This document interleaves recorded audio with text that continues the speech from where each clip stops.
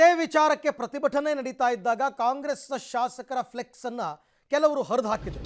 ಅದರಲ್ಲೊಬ್ಬ ಬಾಲಕ ಕೂಡ ಇದ್ದ. ಆ ಬಾಲಕನನ್ನ ಪೊಲೀಸರು ಕರ್ಕೊಂಡು ಹೋಗಿ ವಿಚಾರಣೆ ಮಾಡಿದ್ದಾರೆ.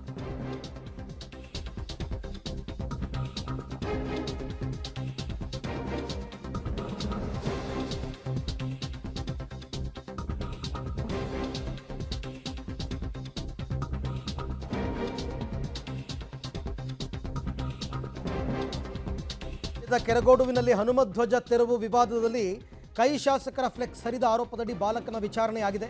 ವಿಚಾರಣೆ ಬೆನ್ನಲ್ಲೇ ಬಾಲಕನ ಮನೆಗೆ ಬಿಜೆಪಿ ನಿಯೋಗ ಭೇಟಿ ಕೊಟ್ಟಿತ್ತು.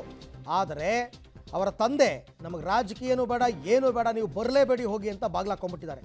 ನಾವೇನು ದರೋಡೆ ಮಾಡಿಲ್ಲ, ಅಪರಾಧ ಮಾಡಿಲ್ಲ, ನಮ್ಮನ್ನು ನಂಪಾಡಿಗೆ ನಮಗೆ ಇರೋದಕ್ಕೆ ಬಿಟ್ಬಿಡಿ ಅಂತ ಬಾಲಕನ ತಂದೆ ಬೇಸರ ವ್ಯಕ್ತಪಡಿಸಿದ್ದಾರೆ.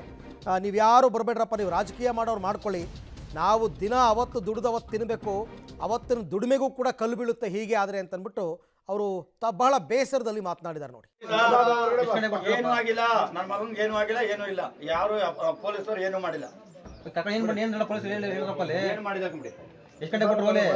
ಪೊಲೀಸರು ಏನ್ ಮಾಡಿದಾರೆ ಅಂತ ಯಾರಪ್ಪ ಕೇಳಿದ್ದೀನಿ ಈಗ. ಯಾವ ಪಾಯಿನಿ ಏನೇ ಮಾಡಿಲ್ಲ ನಮ್ಗೆ.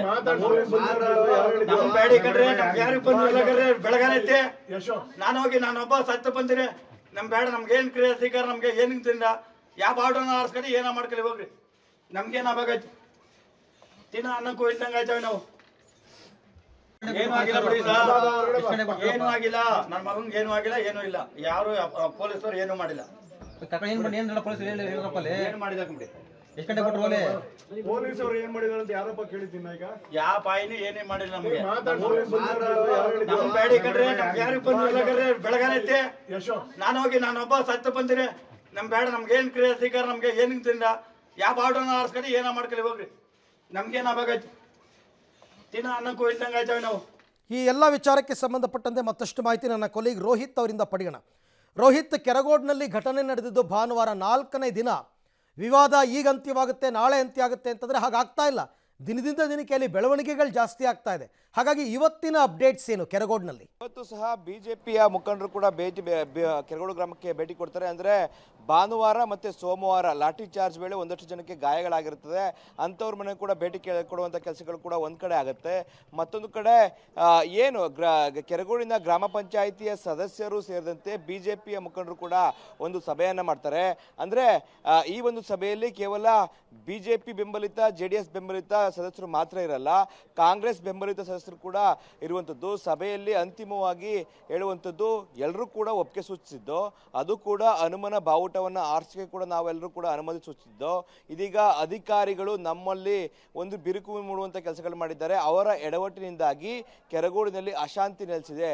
ಅಂತಿಮವಾಗಿ ಕೆರಗೋಡು ಗ್ರಾಮದಲ್ಲಿ ಶಾಂತಿ ಸಭೆ ನಡೀಬೇಕು, ಜೊತೆಗೆ ಇಲ್ಲಿ ಆಗಿರುವಂಥ ತಪ್ಪುಗಳೆಲ್ಲವನ್ನು ಕೂಡ ಸರಿಪಡಿಸಬೇಕು.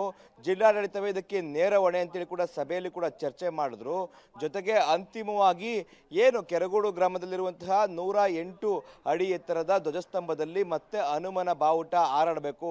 ನಾವು ಕೂಡ ರಾಷ್ಟ್ರಧ್ವಜಕ್ಕೆ ಒಂದು ಗೌರವವನ್ನು ಕೊಡ್ತೀವಿ, ನಾವೇನು ಅವಮಾನ ಮಾಡಿಕೊಳ್ಳೋ ನಿಟ್ಟಿನಲ್ಲಿ ಕೂಡ ನಾವು ನಡ್ಕೊಳ್ಳಲ್ಲ. ಸದ್ಯ ಜಿಲ್ಲಾಡಳಿತ ಹಾಕಿರುವಂತಹ ಚಿಕ್ಕ ಬಾವುಟದಿಂದಾಗಿ ನಮ್ಮಲ್ಲಿ ಕಣ್ಣೀರು ಬರ್ತಾ ಇದೆ. 6ರಂದು ರಾಷ್ಟ್ರಧ್ವಜ ನೋಡಿದ್ರೆ ನಾವು ಜನವರಿ 26ನೇ ತಾರೀಕು ದೊಡ್ಡದಾದಂಥ ಬೃಹತ್ ಬಾವುಟವನ್ನು ಹಾಕಿದ್ದು. ಯಾಕೆಂದರೆ 108 ಅಡಿ ಎತ್ತರವಿರುವಂತಹ ಒಂದು ಧ್ವಜಸ್ತಂಭಕ್ಕೆ ಒಂದು ಪ್ರೊಸೀಜರ್ ಇರುತ್ತೆ. ಎಷ್ಟು ಅಡಿ ಎತ್ತರಕ್ಕೆ ಇರುವಂತಹ ಧ್ವಜಸ್ತಂಭಕ್ಕೆ ಎಷ್ಟು ಅಡಿ ಬಾವುಟವನ್ನು ಹಾಕಬೇಕು ಅನ್ನೋ ನಿಟ್ಟಿನಲ್ಲಿ, ಅದೇ ನಿಟ್ಟಿನಲ್ಲಿ ನಾವು 30 ಅಡಿ ಎತ್ತರದ ರಾಷ್ಟ್ರ ಬಾವುಟವನ್ನು ಆರಿಸಿದ್ದು. ಆದರೆ ಇವರು ಮನೆ ಮೇಲೆ ಆರಿಸುವಂತಹ ರಾಷ್ಟ್ರ ಬಾವುಟವನ್ನು ಅಷ್ಟು ದೊಡ್ಡದಾದಂಥ ಧ್ವಜಸ್ತಂಭದ ಮೇಲೆ ಆರಿಸಿ ಜಿಲ್ಲಾಡಳಿತವೇ ರಾಷ್ಟ್ರಧ್ವಜಕ್ಕೆ ಅವಮಾನ ಮಾಡ್ತಾ ಇದೆ. ಆದರೆ ನಾವು ಧ್ವಜಸ್ತಂಭಕದಲ್ಲಿರುವಂತಹ ಹನುಮನ ಬಾವುಟವನ್ನು ಇಳಿಸಿ ರಾಷ್ಟ್ರಧ್ವಜವನ್ನು ತಂದು ರಾಷ್ಟ್ರಧ್ವಜಕ್ಕೆ ಅವಮಾನ ಮಾಡ್ತಾ ಇದ್ದಾರೆ ಅಂತೇಳಿ ಕೂಡ ಆರೋಪವನ್ನು ಮಾಡ್ತಾ ಇದ್ದಾರೆ. Arvind. Okay Rohit, thank you ತಮ್ಮೆಲ್ಲ ಮಾಹಿತಿಗಾಗಿ.